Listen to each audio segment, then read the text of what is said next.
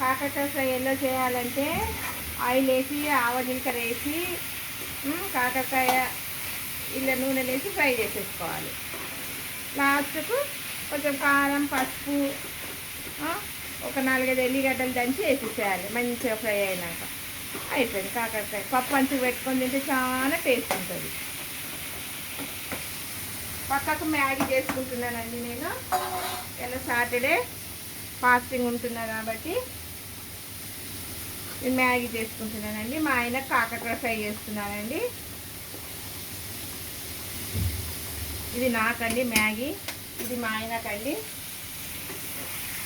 ఇది టమాటా చారండి, ఇది టమాటా చారండి. ఇది టమాటా చారు చేశానండి, టమాటా చారు చేశారండి. ఇది టమాటా చారు, కాకరకాయ ఫ్రై మా ఆయనకు. నాకేమో మ్యాగీ అండి. ఇలా సాటర్డే కదండి, మ్యాగీ తింటానండి.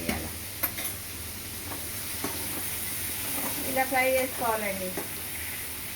ఇలా ఫ్రై చేసుకొని బాగా మగ్గనిచ్చినాక మగ్గినాక దీంట్లో కొంచెం పసుపు, కారము, ఉప్పు, కొన్ని ఎల్లిపాయలు దంచి వేసేసేయాలండి. అంతే, అయిపోతుంది.